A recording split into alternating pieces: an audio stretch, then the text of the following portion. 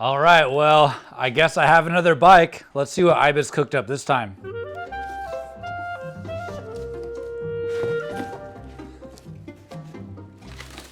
Today, Ibis is launching aluminum versions of both the Ripley and the Ripmo. This new Ripley AF is a trail bike with 140 front, 130 millimeters rear travel. And now that I've ridden it, I'm questioning everything I knew about carbon bikes. Well, here it is, and I'm really liking this orange paint job. And it's also cool to see that this aluminum version has the same features and geometry as the carbon version. It has the same flip chip to run it as mullet or full 29er, and even internal frame storage. Just like the carbon model, the Ripley and the Ripmo are the same frame. So that means you can swap the clevis and the shock, and boom, your Ripley is now a Ripmo with 150 mils of travel.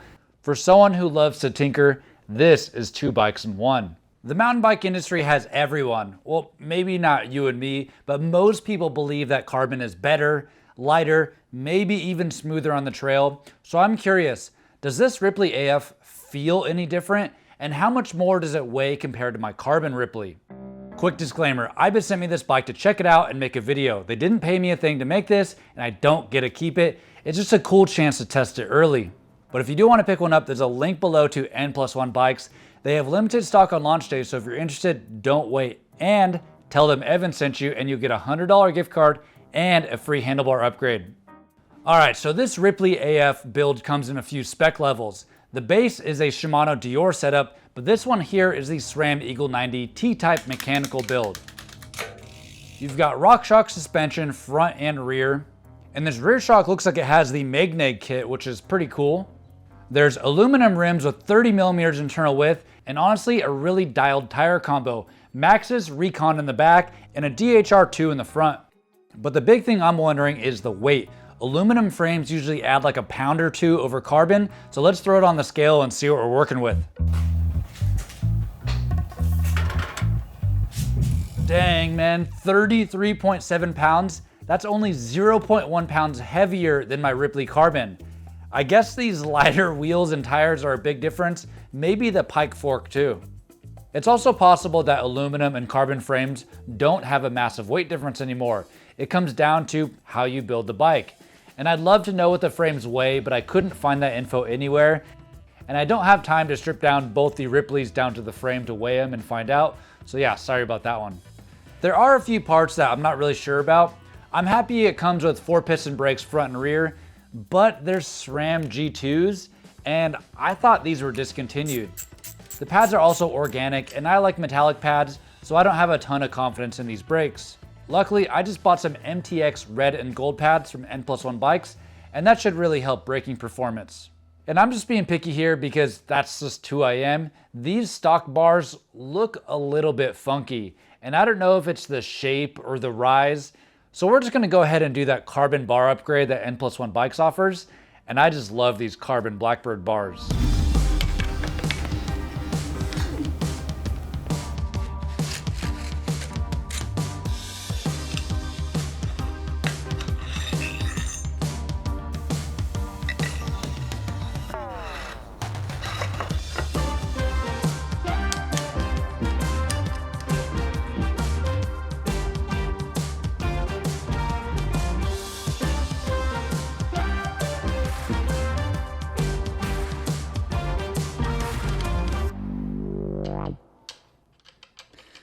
Darn, I don't think these fit.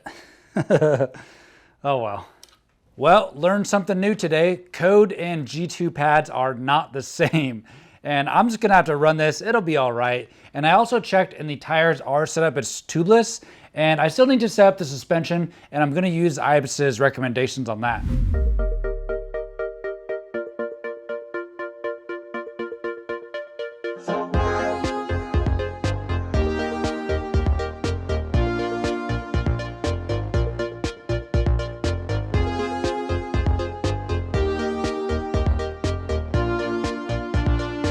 All right, we made it out to Kohler Bike Park to find out if this Ripley AF feels as good as the Carbon Ripley. And if there's no difference, I'll probably get rid of my green one and get a polished Ripmo AF because you guys know I love polished bikes. I have the suspension set up just like the Ibis site recommends. It does say to have 2 volume spacers in the rear shock, but I just have it pumped up to 195 PSI, more than I'd usually run, and I'm just gonna run it. And everything's basically set up just like my Carbon Ripley, so let's go see how it feels. All right, quick climb to the top. And these Ripleys, man, they climb so well. And this honestly climbs just as good as the Carbon version. And this Eagle 90 group set, I didn't really like it on the e-bike when I made the video, but it feels great on an analog bike. All right, made it to the top, and I'm gonna warm up on this little jump line here because this is truly the first downhill I will be doing on this bike. And I probably should have bedded in the brakes before I did this, but oh well. All right, here we go. This is Fireline.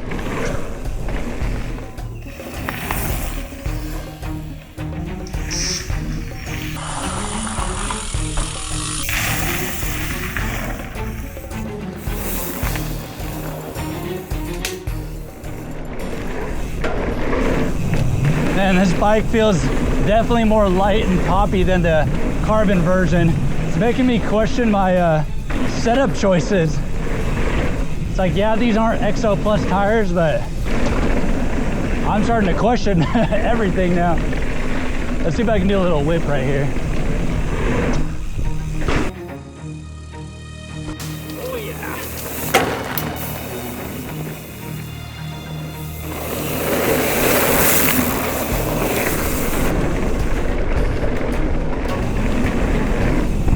Oh yeah. This bike is fast. Oh, over clearing stuff. Oh man, this is good.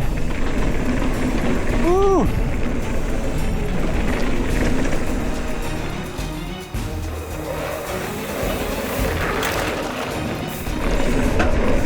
All right, little drop here. Oh, whoa! Little harsh there, but I'm zipping. I'll take the small lip. Oh yeah. Oh yeah. Well, I don't know what happened on that drop there. That was a pretty big kaplow on the suspension, but I guess I didn't even bottom out the fork. Maybe it was a rim strike. I'm not sure, but you know, that's just a flow trail. You could ride that on any bike. Let's go try out a chunk trail to see how the suspension does. All right, made it back to the top again, and this next trail is called Dirt Therapy, and I would classify this one as like a light chunk trail.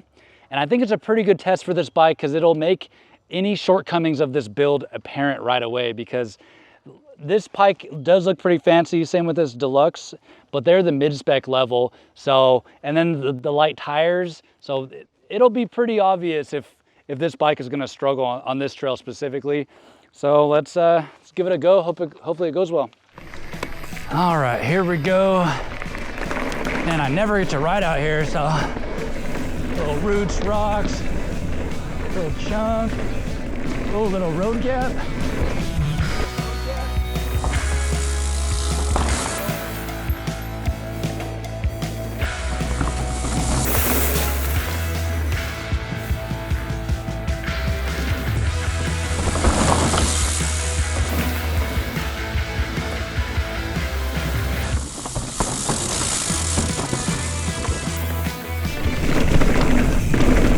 All right, I definitely can feel like I want a little more mid-stroke support with the fork. Whoa. And I'm not really sure how to do that because I have it inflated quite a bit and I have not bottomed out yet. Let's hit some rock gardens right here. Oh, a little gap. Whoa.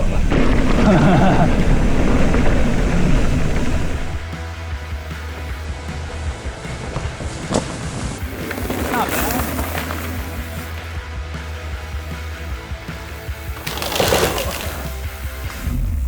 Well, I'd say the bike handled the light chunk trail just fine.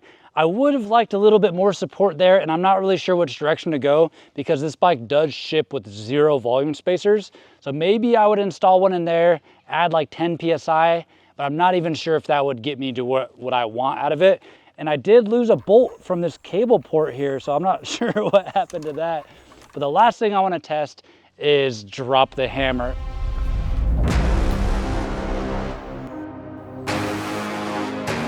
I don't know what that'll show with this bike, but it'll be fun. Let's do it. Dropping. All right, here we go.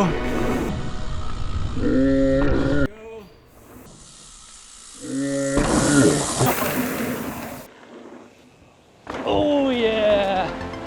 Oh man. Suspension feels pretty progressive, like it has a good bottom out resistance. I like that. But let me wrap up this trail and we can talk about the cost of this bike, because that's really important to mention. And I want your opinion on it too. All right, back at the house. It's been a couple days since I made that last clip, and I started this review assuming that carbon is better than aluminum. That's what everybody says, right? That maybe this bike would feel a little less refined than the carbon version. But when it came to the frame, if I was blindfolded, I honestly couldn't tell you which one I was riding. And that has me seriously questioning how I have my Ripley Carbon built up. And maybe lighter wheels and tires would make a bigger difference than frame material ever could. Now let's talk pricing. This Ripley AF in this higher end spec with a Pike fork, the SRAM Eagle 90 drivetrain retails for $4,000, and the Deore spec goes for $34.99.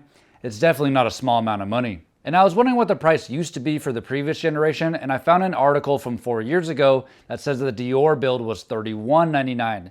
So the prices did go up, and I'll let you guys discuss that in the comments. For people who are looking for their next bike, the pricing creates a dilemma. You could get this bike for $4,000 with these brakes, or N+1 Bikes has these exclusive builds, and you can get a Carbon Ripley with a Fox factory shock and a GX group set for $650 more. That's a tough choice. Look, at the end of the day, that's your hard-earned money. I'm not here to tell you how to spend it, but if you are in the market for a new bike, N+1 Bikes will take care of you. I'll have a link in the description, and let them know I sent you, and they'll hook you up with a $100 gift card, which you could put towards better brake pads on this bike, or they can even swap the brakes for something completely different before they even ship it. And a quick update about the Santa Cruz V10, because everyone's always asking me about that bike. August is when we're gonna start building that out, and I just got something really epic for it, so stay tuned.